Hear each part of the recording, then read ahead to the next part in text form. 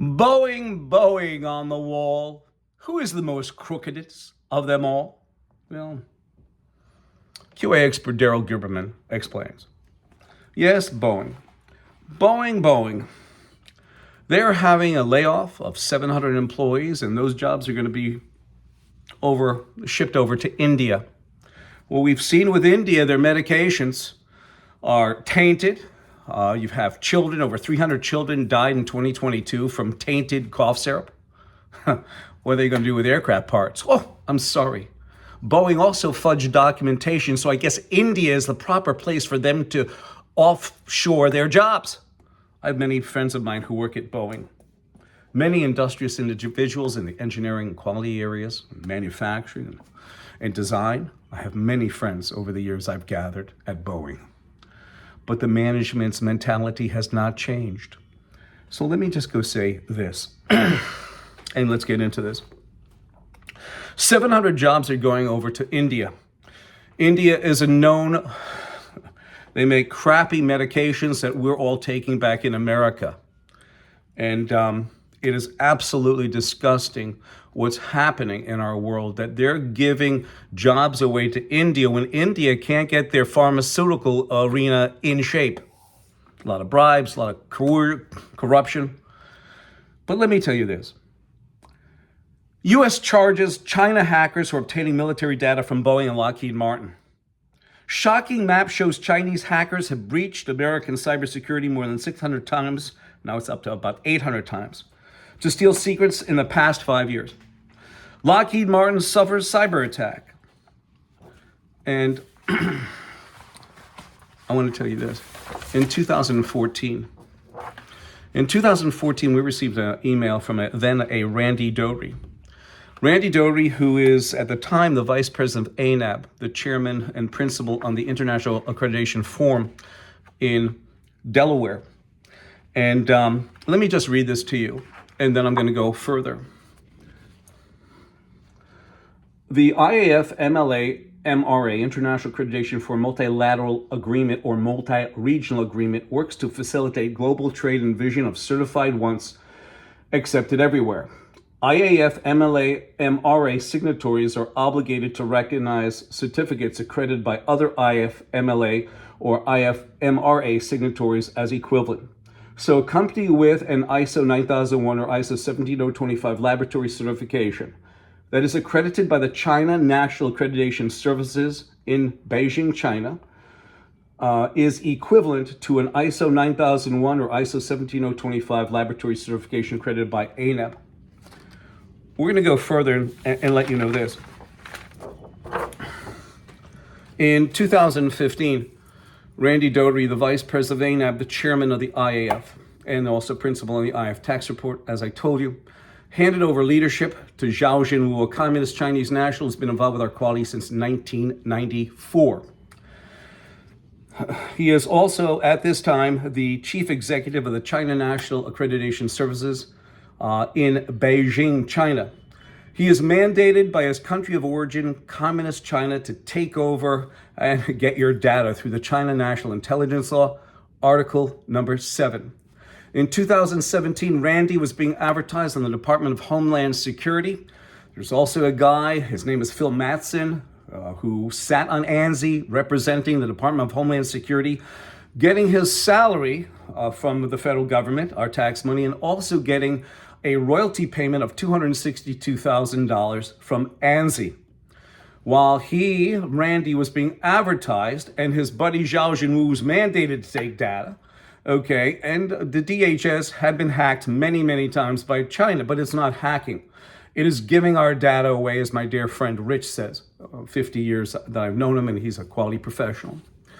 The factor is that he is a private concern. Randy was being advertised as a vice president of ANAB, and he was being advertised in the Department of Homeland Security, which we exposed, and then they got him off.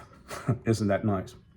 In 2017, mind you now, Zhao Jinwu was standing over in the laboratory in Wuhan, China, issuing an ISO 17025 certification for laboratory, and he is also the chairman of the IAF Incorporated in Delaware. He was the chairman between 2015 and 2021. Every one of our federal agencies that sit on ANSI, like the FBI, DOJ, NIH, CDC, Pfizer, Johnson & Johnson, EPA, FAA, FDA, etc., USDA, they all have had their data taken, okay, by China no less, and it's not taken because he's mandated. So anything funny with these two? Probably so. But because ANSI has federal agencies on board like the FBI, that Christopher Wray, the director, always says, well, we must stand up and be vigilant against China, while his organization had been hacked 9 times to Sunday, with his personnel getting their titles and all kinds of information, data taken, okay, right off their internet site. ANAB, ANSI, ANAB are underwriters, which means they take full responsibility. And what it is this, business owners, my fellow citizens, is they always say that they only certify the system. And I will say this emphatically again, but because they have the DOJ on board, Department of Justice, and they're intimately involved with the American Bar Association, that they will deny this. But by them saying that they only certify the system, not the product, they're incorrect. Once they admitted to being an underwriter, and we have contracts of the federal government that shows this, okay, once they admit it, the whole thing about we only certify the system is off the table. In 2002, Boeing came out with a procurement, a procurement document. And this is from July 2002. You want to know about poor quality at Boeing? This is why, because they want to get rid of inspection, just like they got rid of inspection via NADCAP, which is for special processes. They don't have to send out a group of inspectors anymore to look at a company that's supplying them material. And on top of it, they fudge the documentation anyway, so what the hell is a quality certificate doing? That's what I want to know. But we're going to continue on. On this procurement, it states this. An on-site Boeing survey of supplier's quality system, if need be. Our preference is to deal with proven suppliers with excellent quality performance and not have to do any on-site quality system surveys. The only problem is that they sit on ANSI's board. They sit there, Boeing, right over by ANAB, who they have in their supplier's portal. And in their supplier portal, it states that either ANSI, ANAB, or internationally equivalent, and that internationally equivalent could be Iran and Pakistan. Yes, it can be, and it is absolutely disgusting. The worst thing is that while Boeing sits there, they also sit on ANAB's board, both management boards. One that can grant and suspend certification, and in all my 40 plus years in quality, I only saw it once happen, a certificate taken away because the company was waiting for their registrar to get back to them, and they didn't get back to them in time, so they withdrew the certificate. Unbelievable. And here is this. Fudging documentation, metals that go into the aircraft. And I have not read any follow-ups to this. Was the metal in an integral part of the aircraft? Will it cause failure later on down the line? Nobody has ever responded to this. You know, I do this for the simple fact is that ANSI ANAB's mission statement from 2019 is this right here. This right here. And I'm not going to say this because of YouTube's guidelines, but you know what? YouTube is owned by Google, and Google sits on ANSI's board, the people who we're exposing.